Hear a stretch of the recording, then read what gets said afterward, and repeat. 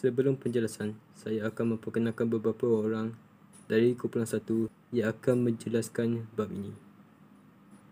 Ahli yang pertama adalah saya sendiri, Faris. Ahli yang kedua adalah Hafiz. Ahli yang ketiga adalah Kaliman.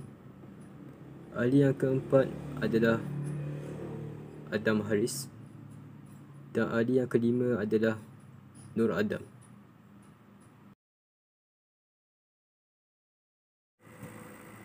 Simpanan merujuk kepada wang lebihan yang disimpan di dalam peti besi, tabung atau laci. Wang lebihan juga boleh disimpan di bank yang akan memberi kepulangan mengikut kadar faedah dan tempoh simpanan. Terdapat beberapa jenis cara simpanan yang lazim di bank. Akaun simpanan. Pemegang akaun simpanan boleh menyimpan sebarang amount mengikut kemampuannya. Pemegang akaun menerima kadar faedah berdasarkan jumlah simpanan dan tempoh simpanan. Kadar faedah adalah lebih rendah berbanding dengan akaun simpanan tetap. Pemegang akaun boleh mengeluarkan wang simpanan pada bila-bila masa. Wang simpanan boleh dikeluarkan dengan menggunakan kad debit melalui mesin teller automatik ATM. Akaun simpanan tetap mengikut sejumlah wang tertentu untuk satu tempoh masa tertentu, seperti 3 bulan, 9 bulan atau 1 tahun. Pemegang akaun akan ditawarkan kadar faedah yang lebih kompetitif berbanding dengan akaun simpanan. Wang simpanan tidak boleh dikeluarkan sehingga tempoh matang. Sekiranya wang dikeluarkan sebelum tempoh matang, maka kadar faedah yang sepatutnya diterima akan dikurangkan dan akan dibatalkan pada suatu masa. Sijil simpanan akan dikeluarkan kepada pemegang akaun.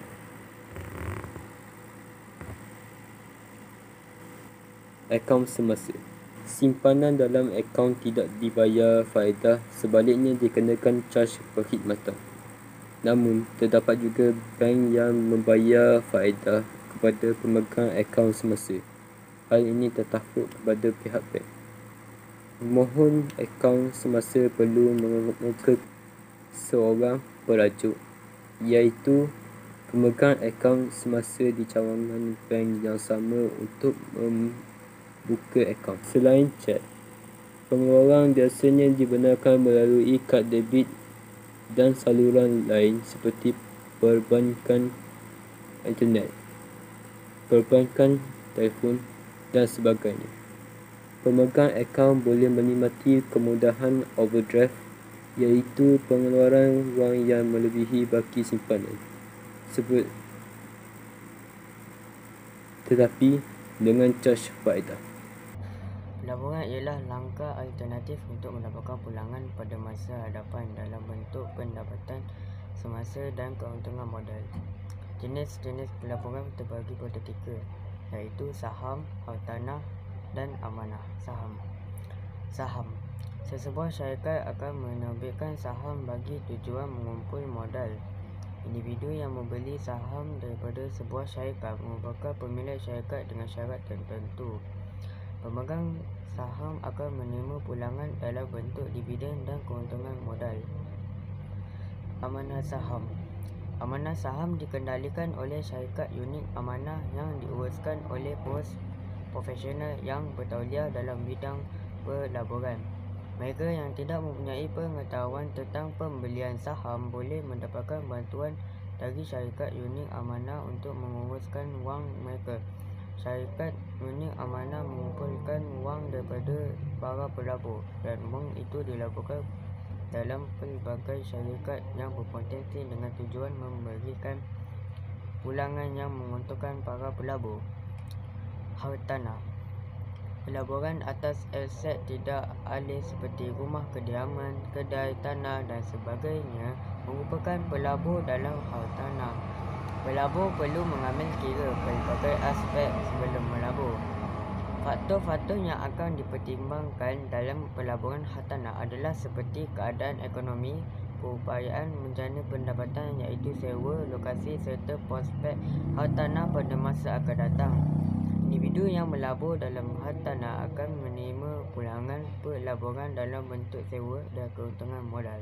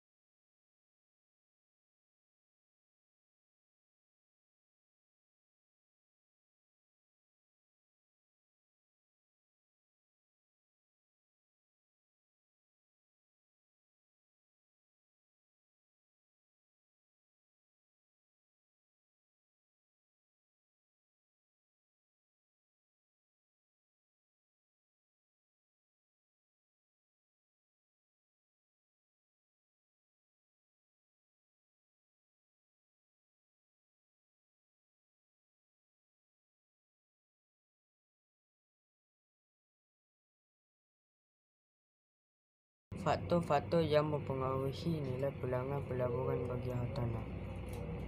Keadaan ekonomi. Keadaan ekonomi negara yang baik akan meningkatkan harga hartanah kerana permintaan terhadap hartanah akan meningkat. Lokasi. Kedudukan hartanah di lokasi yang strategik seperti berhampiran dengan pusat bandar raya yang giat maju mempunyai harga lebih tinggi berbanding dengan hartanah di kawasan luar. Situasi politik. Situasi politik yang stabil akan meningkatkan permintaan ke atas hartanah. Hal ini secara tidak langsung akan meningkatkan harga hartanah. Kedudukan politik yang tidak aman akan mengurangkan permintaan terhadap hartanah dan secara langsung tidak akan menyebabkan kejatuhan harga hartanah. 3 faktor yang harus diambil kira oleh seseorang pelabur sebelum membuat pelaburan adalah seperti berikut. Potensi risiko pelaburan. Kemungkinan sesuatu ketidakpastian yang mungkin dialami daripada pelaburan yang dilakukan. Tahap pulangan. Keuntungan yang dinikmati oleh pelabur daripada aktiviti pelaburan yang dilakukan. Aspek kecairan. Berkaitan seberapa segera boleh ditunaikan daripada sesuatu pelabur atau simpanan tersebut.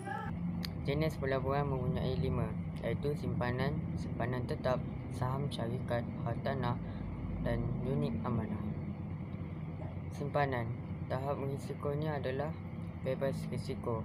Tahap pulangan rendah. Tahap kecairan tinggi. Simpanan tetap.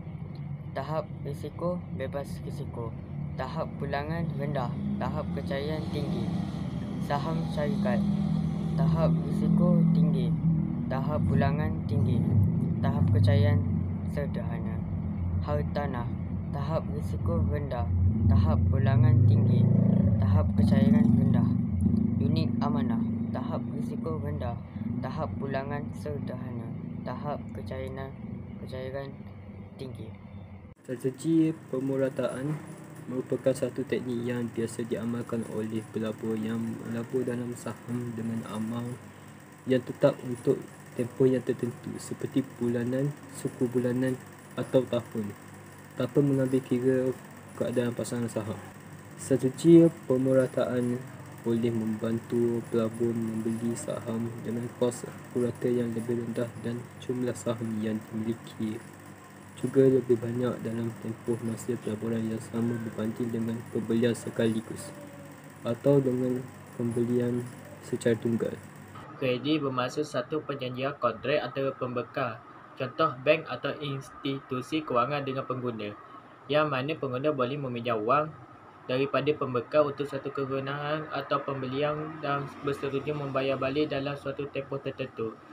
Secara ringkas, kredit ialah satu kemudahan penangguhan bayaran yang diberikan oleh pembekal kepada pengguna. Sebagai contoh, bank menawarkan kemudahan kredit kepada pelanggan dalam bentuk kad kredit. Jika pelanggan atau pemilik kad kredit menggunakan kad kredit tersebut dalam suatu transaksi urus niaga, maka bank akan membayar dahulu kepada penjual dan pelanggan membayar balik kepada bank dalam suatu tempoh tertentu kelak. Kredit juga boleh bermaksud jumlah wang yang boleh dipinjam. Contohnya, untuk kad kredit, jika had kad kredit ialah RM10,000, maka pemilik kad tersebut mempunyai kemampuan untuk membeli barang atau membuat transaksi sehingga RM10,000 dengan kad tersebut. Hutang membawa maksud suatu amount yang telah dipinjam tetapi belum dilunaskan. Jika suatu urus niaga dibuat dengan menggunakan kad kredit, maka kredit pada kad itu akan bertukar menjadi hutang. Cara menguruskan kredit dan hutang yang bijaksana. 1. Pengguna kad kredit perlu menjelaskan bayaran hutang dalam tempoh yang ditetapkan oleh bank untuk menikmati tempoh tanpa faedah. Yang kedua, membayar jumlah penuh yang tertera pada penyata kad kredit. Yang ketiga, jumlah minimum yang dibayar oleh pemegang kad kredit memberi peluang kepada bank untuk mengenakan caj atas baki dan juga boleh menyebabkan caj bayaran lewat dikenakan. Yang keempat, membayar pada tempoh diskaun tunai bagi pembayaran hutang. Tentang kelebihan dan kekurangan kad kredit. Kelebihan kad kredit. Pengguna kad kredit boleh menikmati sistem ganjaran dalam bentuk rebat tunai atau penebusan mata. Tidak perlu membawa tunai yang banyak. Kaedah pembayaran yang mudah dan cekap. Kemudahan membeli barangan dan perkhidmatan atas talian. Kekurangan kad kredit pula dibebankan dengan cas-cas seperti yuran tahunan, cas kewangan, cas faedah pendahuluan yang wang tunai dan cas bayaran lewat. Berbelanja lebih daripada sepatutnya. Sesetengah kedai tidak menerima pembayaran melalui kad kredit. Saya ingin membincangkan tentang kesan pembiayaan minimum dan pembiayaan lewat bagi penggunaan kad kredit. Pemilik kad kredit akan menerima satu penyata kewangan untuk kad kredit setiap bulan. Dalam penyata tersebut terdapat buktian seperti had kredit, tarikh penyata, jumlah terkini, jumlah bayar minimum, jenis cas dan sebagainya. Pemilik kad seharusnya membayar jumlah terkini atau hutang kad kredit dengan segera supaya tidak dikenal sebagai cas kewangan. Tetapi bank memberi kelonggaran dengan membenarkan penggunaan membayar dalam satu tempoh tertentu yang dikenal sebagai tempoh tanpa faedah. Biasanya tempoh ini adalah selama 20 hari mulai daripada tarikh penyata. Untuk menikmati kesemuanya ini setiap bulan, pemilik kad harus menjelaskan semua jumlah baki akhir penyata kad kredit ataupun membuat perjalanan minimum dalam tempoh tanpa faedah. Perjalanan minimum biasanya adalah 5% daripada jumlah baki akhir penyata kad kredit atau minimum RM50. Jika masih terdapat baki daripada jumlah terkini selepas tamat tempoh tanpa faedah, cas kewangan atau faedah akan dikenakan ke atas baki tersebut dalam kadar harian. Kebanyakan bank mengenakan kadar faedah tahunan di antara 5% hingga 18%.